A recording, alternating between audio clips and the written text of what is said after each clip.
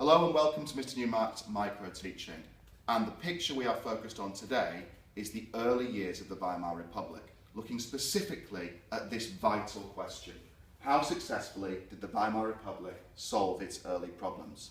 We've got to attack this logically, which means first of all we're going to look at the problems Germany experienced, we're going to look at the solutions, and then we're going to try and evaluate how effective those solutions were. Let's start at the beginning. Right from the end of World War I, the new German government, the new Weimar Republic, experienced serious problems. And the first of those was it was actually blamed for Germany's defeat in World War I. As we already know, the army believed that they had been winning that war and were surprised when Germany signed the armistice. This meant they believed that they had been stabbed in the back by a secret conspiracy of Jews and communists who then made up the Weimar government. This meant that many people immediately distrusted the new government. Linking to this was the fact that many Germans blamed the government for the new Treaty of Versailles. The Treaty of Versailles, as you already know, was incredibly harsh on Germany, and many Germans believed this to be unfair. They blamed the government for signing this. In reality, Germany had no choice. If it had failed to sign that, the war would have resumed. But many Germans did not accept this and blamed their own government for this. Added to this was the fact that the Weimar Republic was trying to introduce a new style of government. And this was democracy. Germans weren't used to democracy. They were used to one strong leader at the top telling everyone what to do, which meant there wasn't really a sense of support for this new untried political system. So as you can see, right from its establishment, the Weimar Republic has problems, and things only get worse. The first of these problems is the occupation of the Ruhr, which occurs in 1923. Germany is expected to pay £6,600 in reparations to Britain and France, but it simply can't afford to. Its economy is devastated, so it stops paying. So France, like a bailiff going into someone's house to take goods to the value of what they can't afford to pay back, goes into the industrial area of Germany and tries to take their production. This means taking their coal, their iron, their steel, as compensation for the reparations they weren't receiving. As a result of this, the German workers in the Ruhr went on strike. They refused to carry on working, knowing that everything they was making was going to go straight back to France. This caused Germany further problems because now the Ruhr was at a standstill with nothing being made at all. Germany was still expected to pay those reparations, and the only way to do this was to print more money, which they did. They printed vast amounts of money. The problem with this is the more money you print, the more worthless it becomes, and this led to a situation of hyperinflation in Germany, with the economy being in complete chaos.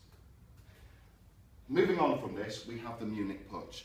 Because Germany is in such a mess at this stage, the Nazis, at an early stage of their development, decide the time is right to try and take over the country by force and install Adolf Hitler as dictator. They believe they can do this because of the chaotic situation in Germany. And the last, and probably the biggest problem Germany has, which underpins all the others, is its debt. It owes millions and millions and millions of pounds to other countries, and it will be impossible for them to develop their economy, and by doing so it will be impossible for the German government to gain more support while it has to do this. Germany is in trouble. Let's look at the solutions. The first three problems there is very little Germany can do about, and the government struggles with this right up until when the Nazis take control. Each of these remain one of the reasons why the Nazis eventually managed to achieve power. However, the Weimar Republic does have one big advantage. It has a very able politician named Gustav Stresemann. Gustav Stresemann sets about attempting to solve the problems that we have identified. The first problem he tackles is the occupation of the Ruhr. He simply tells the workers there that they have to go back to work. Now, obviously, this leads to resentment in Germany, with many Germans feeling that Stresemann is unpatriotic.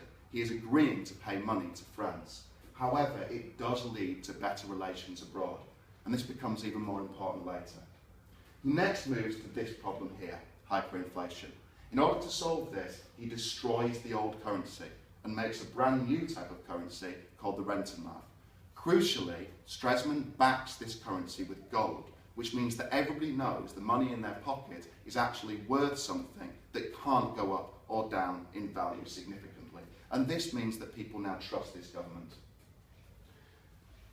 Perhaps Stresemann's most famous solution, and perhaps the solution that is most important, is to debt. Because Germany now has better relations with countries abroad, it is able to negotiate a loan from the USA. And this loan is known as the Dawes Plan.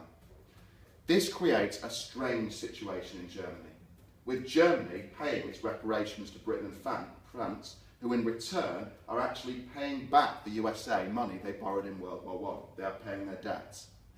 The most important stage of the Dawes Plan is this. The USA agrees to loan money to Germany, which means that the money is going around in a circle. Germany is paying money to Britain and France, which is paying money to the USA, which is loaning money to Germany.